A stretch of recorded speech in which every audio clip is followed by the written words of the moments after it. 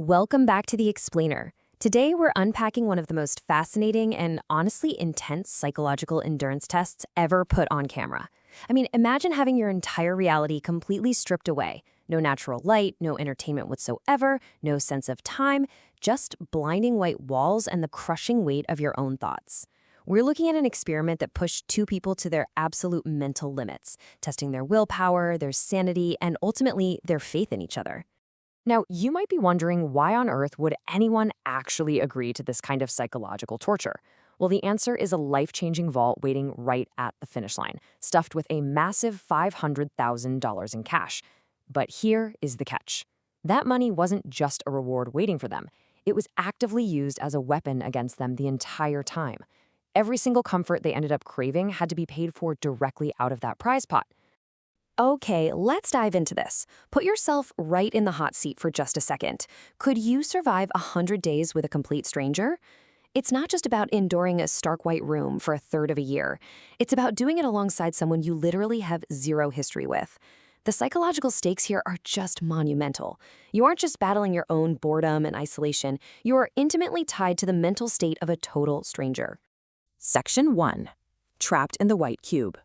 So our two subjects, Susie and Bailey, actually met for the very first time the literal second their blindfolds came off. And the rules of their new universe were simple, but man, were they brutal. They had to stay for exactly 100 days. They had basic, identical, healthy food, mostly just canned chicken, day in and day out. But that fourth rule, that is the evil genius of this whole experiment. If one of them couldn't take it and decided to tap out, they both walked away with absolutely nothing. Tying their financial fates together like that created this immediate, high-pressure dynamic where every single mood swing or moment of weakness threatened them both. The sheer boredom set in almost instantly. Without any natural light, they completely lost their concept of time. On night one, they mistakenly slept for only 2 hours and ended up starting their second day at 2:37 in the morning. By day 4, desperate for any kind of stimulation, they were literally tearing paper out of their journals just to craft homemade playing cards. And by day 5, they were so desperate to track the time that they successfully tricked the camera crew into signing a fake sheet just to figure out the date. The bright lights and that endless, deafening silence were already taking a really heavy toll. Section 2. The Psychology of Temptation. Let's move to and see how this builds, because this white room wasn't just a static test of endurance. It was like an active adversary. Every 10 days, that vault door would open, revealing a little piece of the outside world. On day 10, they were offered a private chef for $50,000. Surprisingly, they said no. On day 20, suffering from extreme sleep deprivation because of those harsh lights, they were offered smart beds and the ability to turn the lights off, also for $50,000.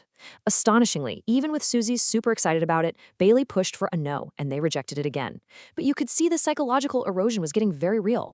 Which leads us to day 30. After a full month of eating identical canned chicken and drinking nothing but water, the deprivation finally cracked them.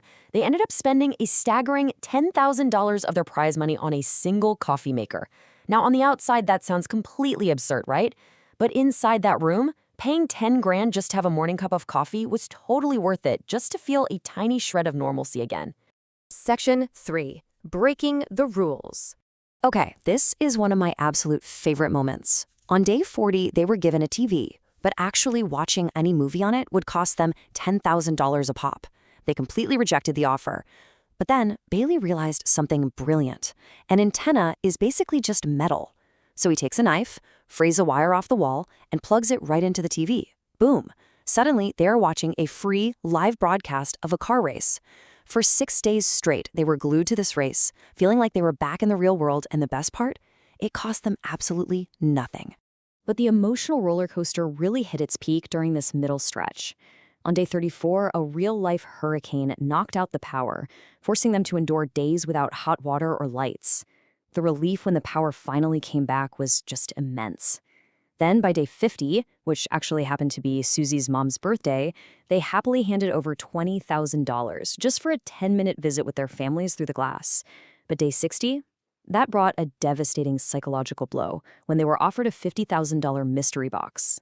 Terrified they were being scammed, they played it safe and flat-out rejected the box. But as Susie's agonizing quote right here shows, it was a colossal miscalculation.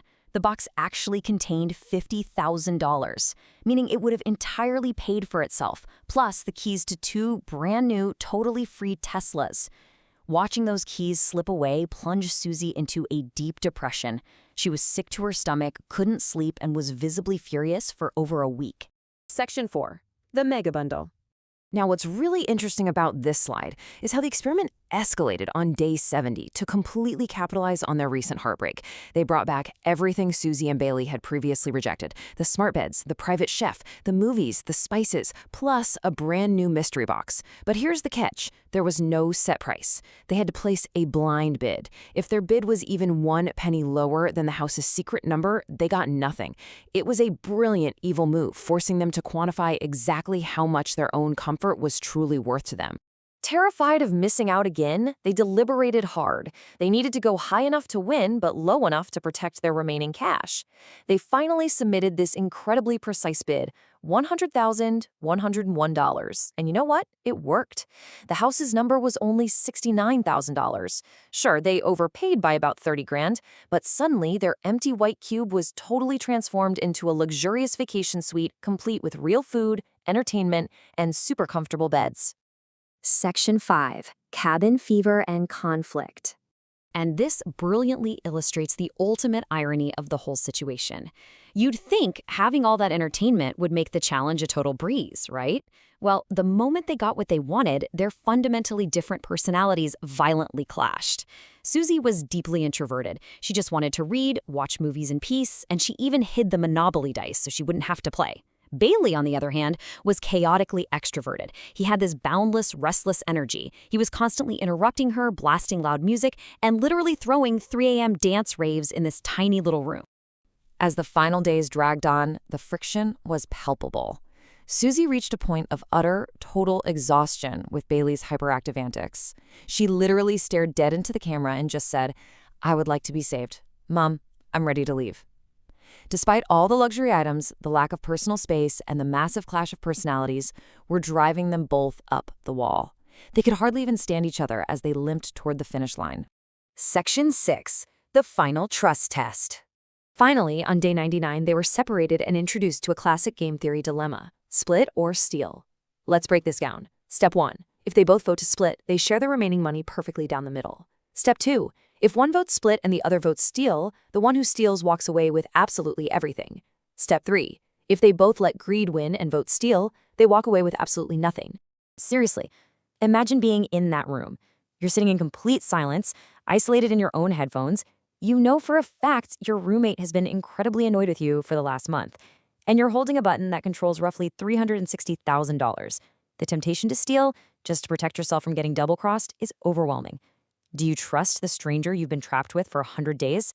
So the crucial point is, when the room finally lit up green, revealing the results, the relief was just explosive. They both chose split. Despite the extreme annoyance, the insane cabin fever, and the massive financial temptation to betray each other, they prioritized their shared survival. They recognized that no amount of money was worth invalidating the mutual trauma and the friendship they had built inside that cube. Which leaves us with this final thought. When you strip away the blinding lights, the bizarre challenges, and the absurd price tags for a simple cup of coffee, what did we really just witness? The money was the catalyst, sure, but the true test was of empathy and trust. So I ask you, looking at this unbelievable experiment, is the real prize the $500,000, or is it the unbreakable human connection forged in the darkest, most isolated of places? Thank you so much for checking out this explainer, and I'll see you next time.